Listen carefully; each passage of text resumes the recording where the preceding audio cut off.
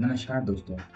इस वीडियो में हम देखने वाले हैं कि फोटोशॉप को फास्ट कैसे बनाएं। कई बार आप जब कुछ हैवी टास्क कर रहे होते हैं, जैसे एल्बम एआई से अगर अपने को ऑटो पीएचडी बनाना है, ऑटो टेम्पलेट डिजाइन करना है, अपन 5-10 जो भी कर रहे हैं वो करना है, या कुछ भी अगर आप अदर हैवी टास्क कर रहे होते हैं, तो कई बार फोटोशॉप बहुत स्लो चल रहा होता है, जबकि आपके पास अच्छी रैम होती है, आपका प्रोसेसर भी अच्छा होता है, लेकिन उसके बाद भी वो स्लो हो जाता है।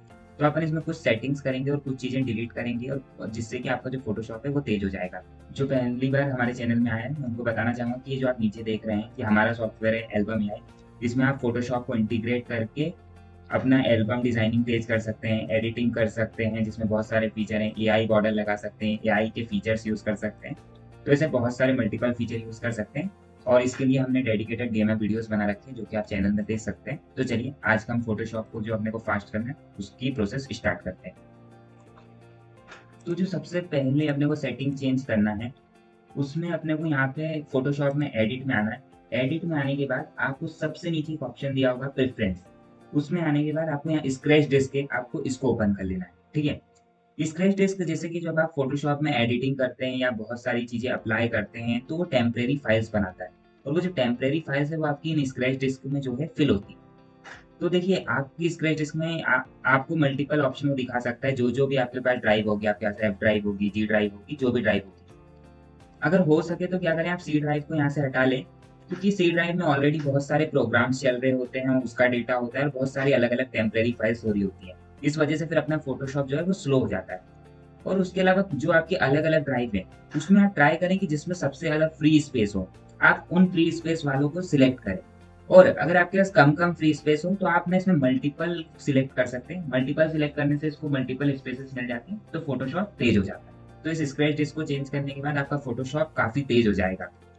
तो नेक्स्ट जो चीज अपने को करना है कि हम कितना percent of RAM, random access memory, जो है अपन फोटोशॉप को दे रहे हैं।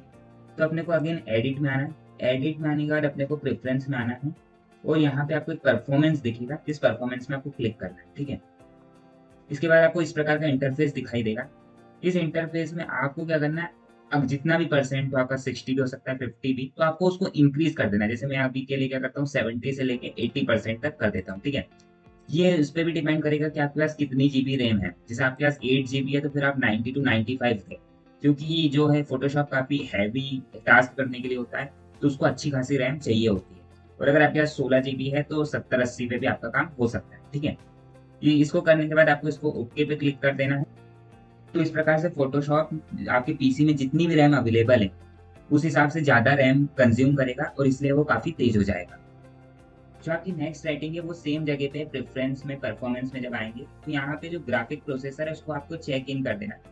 इससे क्या होगा कि आपका जो ग्राफिक कार्ड होगा वो यूज होगा, और आप जब फोटोशॉप जैसी हैवी चीज यूज करते हैं, तो आपके कंप्यूटर में ग्राफिक प्रोसेसर होना बहुत जरूरी है। साथ में इसमें कुछ एडवांस सेटिंग्स भी हैं। इसमें आपको ज्यादा कुछ छेड़खानी नहीं करना है, मतलब जैसा है बाय डिफॉल्ट रहने देना है। फिर भी अगर आपको परफॉर्मेंस के हिसाब से कुछ एक्सपेरिमेंट करना हो, तो आप एक्सपेरिमेंट कर सकते हैं। तो इस प्रकार से जो ग्राफिक प्रोसेसर हार्डवेयर आपके कंप्यूटर में होगा, वो फोटोशॉप अच्छे से यूज करेगा, और इससे आपका फोटोशॉप जो है फास्ट हो जाएगा। नेक्स्ट पार्ट जिस जो अपने को सेट करना है, वो भी अपने को प्रेफरेंस में, परफॉर्मेंस में ही मिलेगा। यहाँ पे आप देखेंगे हिस्ट्री स्टेट्स, कैच लेवल्स और कैच द साइज। यहाँ पे हिस्ट्री स्टेट सबसे इंपॉर्टेंट है। हिस्ट्री स्टेट ये बताता है कि जब अपन एडिटिंग कर रहे होते हैं, जो छोटी छोटी स्टेप अपन कर रहे होते हैं एडिटिंग में, सेचुरेशन बढ़ाना, कलर टोन बढ़ाना, देन हम अगर हमें पीछे जाना है बाय कंट्रोल जेड, तो हम कितना पीछे जा सकते हैं। इसकी जो लिमिट होती है वो यहाँ पे 1000 भी आप सेट कर सकते हैं, और 1 भी आप सेट कर सकते हैं। 1 में आप 1 टाइम ही पीछे जा पाएंगे, जो कि बहुत ही ज्यादा डेंजरस है।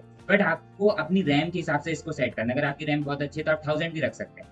बट अगर आपकी रैम बहुत ज्यादा सही नहीं है, तो आप इसको 20, 15, 20 के आसपास सेट कर लें, या ठीक ठाक है तो आप इसको 50 के आसपास सेट कर लें। और साथ में जो कैच लेवल है और कैच द साइज है, इसको ना छेड़ें। तो अगर आपकी रैम कम हो, तो आप इसमें हिस्ट्री स्टेट को कम रखें, जिस वजह से ये होगा कि फोटोशॉप कम हिस्ट्री को सेव करेगा, और उसकी परफॉर्मेंस काफी फास्ट होगी। ये जितनी भी अपनी प्रेफरेंस की सेटिंग जब आप कर लें, इसके बाद आप ओके पे दबाएं। और मैं आपको रिकमेंड करूंगा कि आप फोटोशॉप को ना रीस्टार्ट कर लें। इवन हो सके तो आप अपना विंडोज, मतलब अपना पीसी को भी एक बार रीस्टार्ट कर लें, क्योंकि कुछ कुछ सेटिंग्स के लिए तो रिक्वायर्ड नहीं होता है, बट कुछ सेटिंग्स के लिए रिक्वायर्ड होता भी है। तो आप जब एक बार अपना पीसी रिस्टार्ट कर लेंगे, तो ये सेटिंग अच्छे से अप्लाइड हो जाएगी। तो आज की वीडियो के लिए इतना ही। मैं आशा करता हूँ कि ये सेटिंग करने के बाद आपका जो फोटोशॉप है वो काफ़ी फास्ट हो जाएगा। और इस प्रकार की Photoshop related, album related video देखने के लिए चैनल को सब्सक्राइब कर लीजिए और साथ ही साथ हमारा सॉफ्टवेयर एल्बम एआई आप ज़रूर चेकआउट कीजिएगा, उसका डेमो वीडियो हम डिस्क्रिप्शन में दे देंगे। तो आज की वीडियो देखने के लिए धन्यवाद। मिलते हैं नेक्स्ट वीडियो में।